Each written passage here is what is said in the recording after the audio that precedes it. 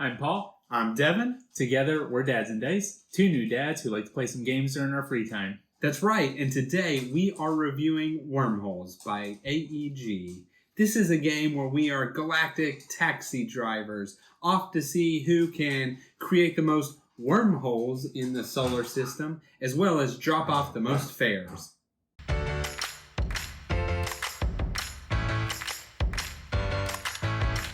Okay, so a quick little overview of Wormholes. In Wormholes, we are competing to drop off the most fares at different planets, as well as be the one to be the most kind of efficient in creating your wormholes and scoring the most victory points for placing them by planets.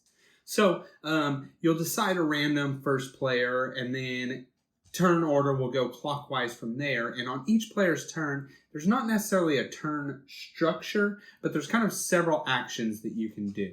So you will have up to 3 points of energy that you can use for movement, and movement will be moving one adjacent hex to the next. Now, each time you move, that uses one, we'll say, energy or action point, and you're given 3. However, there is also a lot of free actions that you can do.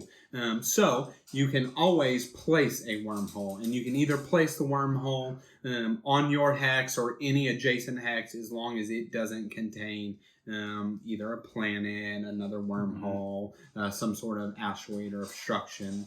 But yeah, so you can place a wormhole. The other free action is you can actually warp through wormholes. So as long as you are on a wormhole spot, you can move to the adjacent wormhole spot, or not the adjacent, the other wormhole spot, kind of as if it was adjacently, but you can always do that for free and unlimited amount of times, as many times as you want. And then the third free action is you can always drop off passengers. So you'll start the game with a hand of 4 cards, and you'll actually always have 4 cards in your hand. And so, well, I say you will always. Every time you pick up cards, you will draw up to 4. But you will be able to drop off passengers if they are at one of the 8 planets that they want to go to. And so each passenger has a specific planet type that they want to go to. If you're adjacent to it, you drop off passengers. You can drop off as many as you want. If you've got 2 in your hand, you drop them both off. If your whole hand is one planet, you drop them all off there. So you can do any of these actions kind of in any order and as many times as you want. Now, there is one action, which is picking up passengers, that you can only do once per turn. Regardless of when you do it, it's only once per turn. You can do it before picking up passenger, or before dropping off passengers, after, however you want to do it. And you have to be either adjacent to the space station or to a planet, and you just draw up to your hand size of 4. There's a little bit of nuances if you're drawing from the space station, but for the most part, you're drawing up to 4, giving yourself new passengers, and then continuing your turn. And so you'll do all of your kind of actions that you want to do, and as the game really progresses, you'll have a whole lot more actions that you're like, or more things that you're doing with your actions. In the beginning, it may just be moving 3 times, dropping a wormhole, maybe a passenger, and that's it. But as more wormholes are created, you're really jumping around and getting to do a whole lot of stuff on your turn. But so every time you place a wormhole next to a planet, and there's 8 planets, you will take a victory point marker, and the first 5 planets that are taken throughout the game are 1 victory point each. The remaining 3 are worth 3 victory points each. And that's really the timer of the game. So there's not a specific amount of rounds. So you will play until all 8 planets have a wormhole next to them. And then from that moment on, you will finish that current round, and then you'll play 3 additional rounds. And then at the end, you just kind of add up the most victory points based off however many passengers. If you had the wormhole tokens for next to planets, and then there's the Galactic World Tour, where if you visited enough planets, you get kind of a little bonus of victory points. Add them all up, person with the most is the winner. Yeah, so we'll talk about the setup a little bit of the game. It's a really cool setup. It has a modular board. It has all these different kind of tiles that are hex-shaped. The game does recommend a certain shape the first couple of times that you're playing it. There is an easy side and an advanced side, so you can kind of choose the difficulty that you want there. They actually give you a little token that you can flip, and that will determine if it's the advanced side or the easy side. So there's a lot of variability in the setup in the game. Even on top of that, there's some map features on here that are kind of extra actions that you can take that are really cool and really thematic. One of those being a wild wormhole. So there's a couple of them on the board, and they've got a specific number on them. So for example, one of the wormholes could have a 4. If you have your 4 wormhole activated, you can use the wild one as well. So really it's a 3-point kind of system that you can go in there. You also have nebulas, and the nebulas act as one giant space. So it's 3 hexes, but really it counts as 1, and it's free to move out of those. So you're not using that energy token that really is pretty valuable in the game. You also have these orbits that go around planets and space stations. That orbit really just lets you stay in one space. It kind of just acts as one space. You're just in all of them at once. You have the photon cannon, which is honestly probably my favorite. And you can go on that, and basically it just shoots you in a straight line in any direction that you want. You get to avoid all obstacles, and you can just shoot through space to wherever you want to go, as long as it's in a straight line. And then the last one is a black hole. And on the black hole, you go into it, you draw the top card of the deck, you flip it over, and that's where you pop out of, next to that planet. So again, like I said, they're really thematic, and they're just really cool actions that you get to do on there. Yeah, so one of the things I guess I forgot to mention is, so each time you place a wormhole, you'll be placing them in, you'll start with a stack 1 through 5, and you have 2 of each, and so you'll be placing them in numeric order, and you first place your 1 wormhole, and then somewhere else you're going to place your other 1 wormhole. And so once they're both placed, you flip them over to the active side, and then from that point on, you can travel through those wormholes. And actually, a really neat feature of the game is you can travel through the opponent's wormholes. And it really kind of becomes a strategy of, you want to use your opponents because it's going to give you more points, but at the same time, every time you go through an opponent, they get 1 victory point. And so I kind of mentioned that at the beginning of the game, yeah, you just move a few times, place a wormhole, drop passengers or whatnot. But as the game progresses, the map really becomes cluttered with wormholes. And you can really begin to kind of bing bong and bounce everywhere because you're using this opponent's wormhole, and then you're using your opponent's wormhole, and then another opponent's wormhole, and you'll maybe drop off passengers at 3 different planets, and it's really fun.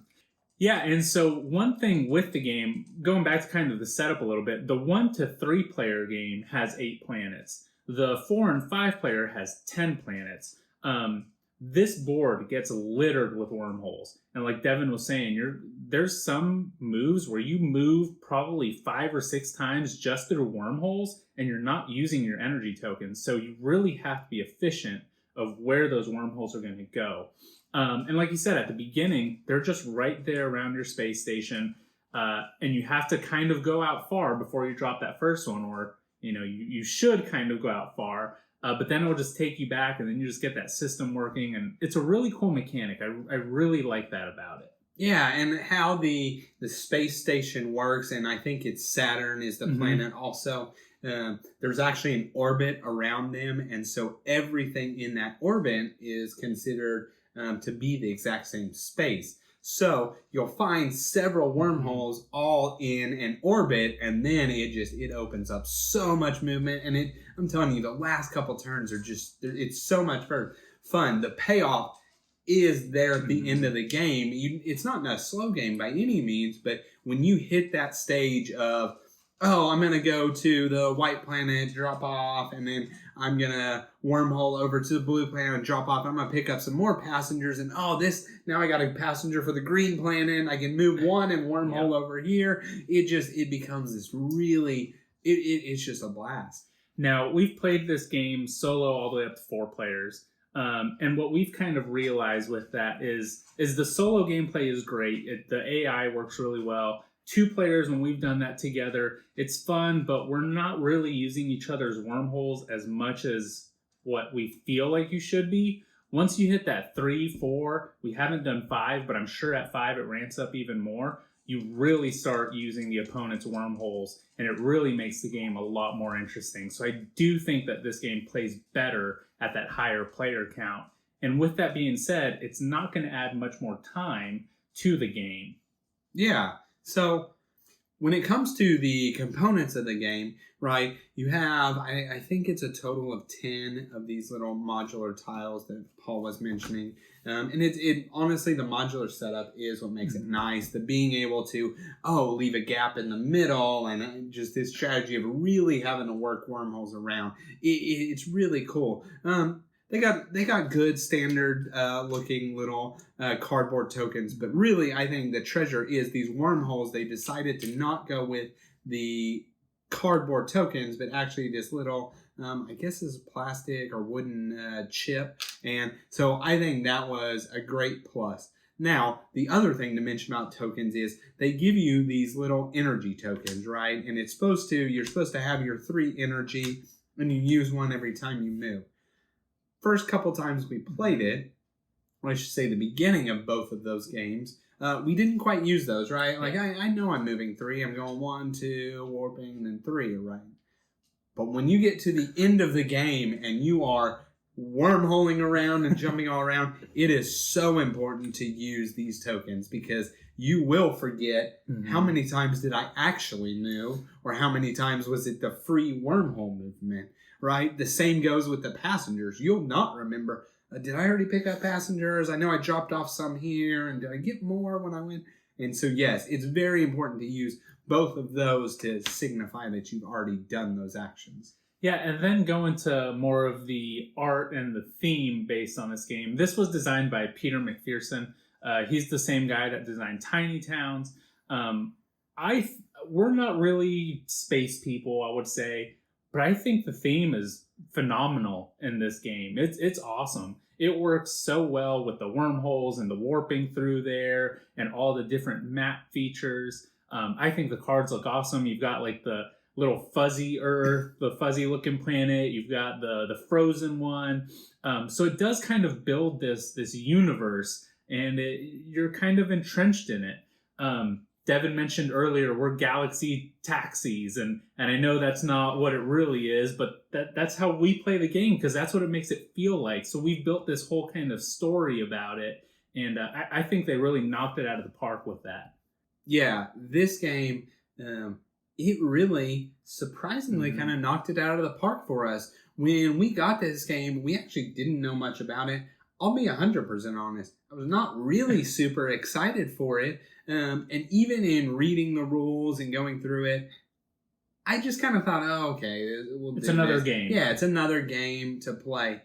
And then, really, it got me on the first playthrough, and then we played again, and then we played with more people, and that just became more fun. And man, this game it really suckered me in. Like, I didn't think there was going to be enough of a strategy. And I'm not saying that this is just, a super brain-burning strategy. For the most part, you're moving to whatever planet you got the card for as efficiently as you can. But man, it really becomes fun on those later turns of, I want to go all the way over here and do all these things. And yes, it blew me away, right? Like Paul mentioned, space theme, I was like, okay, just moving, picking up cards and dropping them off. Oh, okay. But man, all these pieces together, it knocked it out of the park. Yeah. Again, we can't say much more good things about it, because everything about it has been good. I think it fits that slot that it caters to well. It's a very good family weight game. I've mentioned my family is not that big into games. I'm taking this one on our skiing trip in a couple weeks just because my dad likes space. I think I could get him into this just because the theme is so good. It's one that the rule book is not very long. It's not complicated at all. We can get it to the table. We can get it set up. We can be playing within 10 minutes of if it hitting the table. If you haven't had the chance to check out Wormholes, we definitely recommend it. Get it to the table as soon as possible. Yeah, so that was our review of Wormholes. That's all we have for this one. As always, please like, comment, subscribe. all those things. They really do help us, help our channel grow, and we really do appreciate it. Well, we'll see you on the next one.